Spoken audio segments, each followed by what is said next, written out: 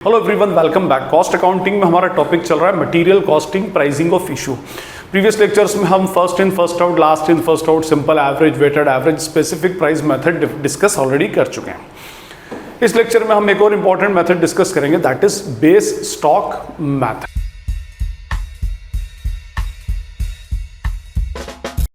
हमारे टॉपिक का नाम है प्राइसिंग ऑफ इशू। जो गुड्स हम इशू करते हैं उसकी प्राइस कोट करना। कौन इशू करता है, तो ये मैं आपको ऑलरेडी प्रीवियस लेक्चर्स में एक्सप्लेन कर चुका हूं कि गुड्स जो स्टोर से इशू होता है, किसके पास, प्रोडक्शन डिपार्टमेंट के पास, उसका रेट जो भी कोट होगा, उसकी जो भी प्राइस कोट होगी, that is called as what, pricing of issue. हम उसको प्राइसिंग ऑफ इशू एक्चुअली बोलते हैं। फाइन।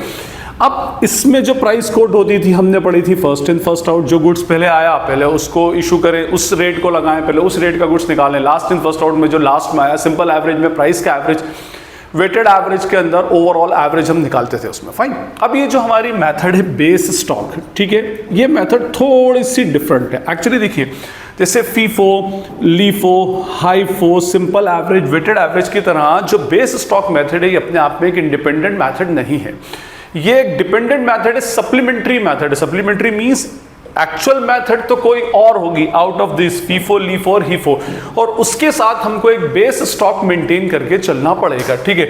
बेस स्टॉक, और we can say what, a reserve stock. हम क्या करते हैं, कुछ एक कंपनी की अपनी पॉलिसी बना लेती है कि किसी एक स्पेसिफिक रेट की इतनी यूनिट्स आपको as a base stock, as a reserve stock रखना है, एज अ सेफ्टी स्टॉक रख के चलना है, और उसको हाथ नहीं लगाना।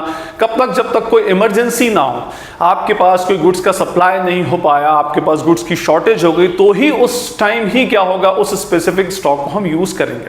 अदरवाइज आप उसको कोई सी भी मेथड आप चलाएं, चाहे फीफो हो, चाहे लीफो हो, चाहे सिंपल, चाहे अपनी हाइफो मेथड के साथ वैसे बेसिकली चलती है, ये कोई सी भी मेथड आप चलाएं, लेकिन आप उस स्पेसिफिक स्टॉक को हाथ नहीं लगाएंगे। जैसे से फॉर एग्जाम्पल कि आपने डिसाइड किया कि आपने 200 units, let suppose at the rate 15 वाले को बेस स्टॉक मान लिया, और अभी right now we have 500 units. आपके पास कितनी, 500 यूनिट है 15 रुपए वाली, ठीक है, और इसके अलावा हम मान लें 200 यूनिट्स हैं हमारे पास 12 रुपीज़ वाली, ठीक।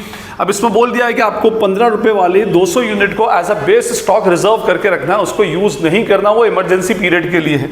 तो अब 500 यूनिट अगर आपके पास जो 15 वाली है, और मान लो आपकी ओरिजिनल मेथड कौन सी है, फीफो मेथड है, तो आप out of 500 you can issue only 300 units to the production department.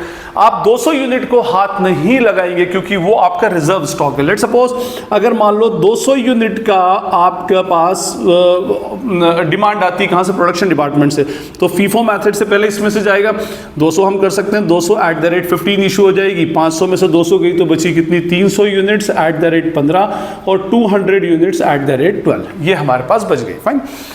अब उसके बाद मान लीजिए कुछ दिन के बाद में आपके पास 150 यूनिट की रिक्वायरमेंट आती है। फाइन।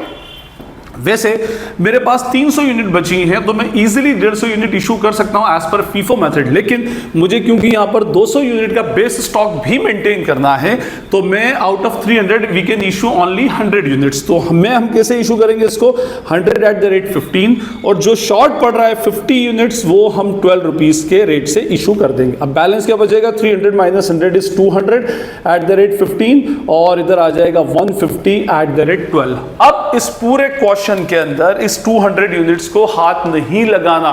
फीफो मेथड में ये सबसे पहले जाना चाहिए, लेकिन अब ये नहीं जाएगा क्योंकि ये आपका रिजर्व स्टॉक है, आपका बेस स्टॉक है।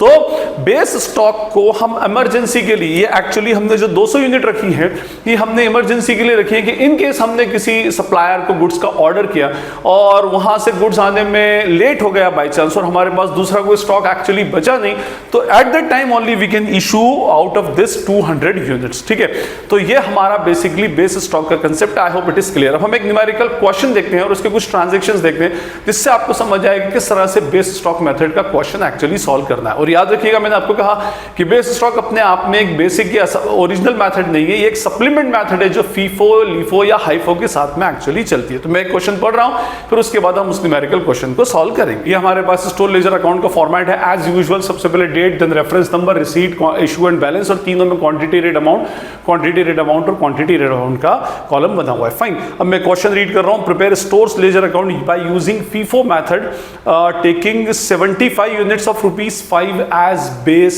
स्टॉक। देखिए दो चीजें इसमें याद रखिएगा, that first is what, original method is FIFO, first in first out हमको अडॉप्ट करनी है। एंड सेकंड, हमें 75 यूनिट्स का ₹5 वाला जो स्टॉक है उसको बेस स्टॉक रखना है, मींस उसको इमरजेंसी पोजीशन में ही हाथ लगा सकते हैं, अदरवाइज हमें उसको टच नहीं करना जब तक हमारे पास दूसरा स्टॉक, सारा स्टॉक खत्म नहीं होता तब तक हम उसको यूज नहीं कर सकते।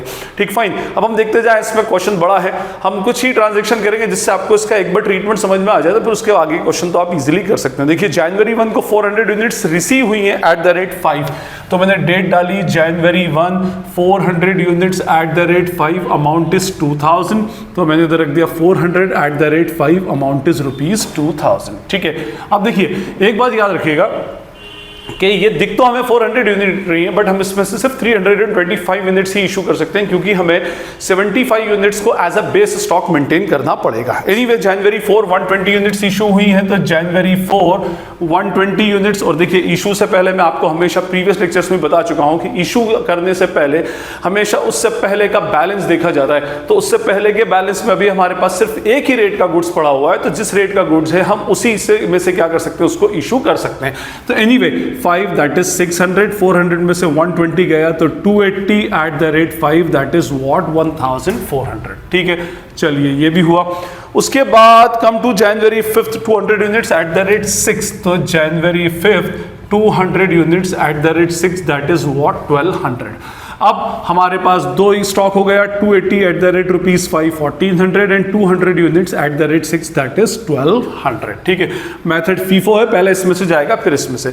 उसके बाद जनवरी 7 180 यूनिट्स, तो जनवरी 7 180 यूनिट्स, फीफो मेथड है तो पहले इसमें से कर सकते हैं, बिल्कुल 280 में से 180 करेंगे तो 100 यूनिट्स ही बचेगा, 100 यूनिट्स बचेगा, जबकि हमें कितनी मेंटेन करनी है 75 यूनिट्स। एनीवे तो मैं पूरा कर देता हूं, 180 यूनिट्स @5 ये हो जाएगा 900, 280 minus 180 is what 100 units @5 that is what 500, और 200 यूनिट एज इट इज रही 1200 वाली, ₹6 वाली 1200 से। ठीक, फाइन, ये हो गया।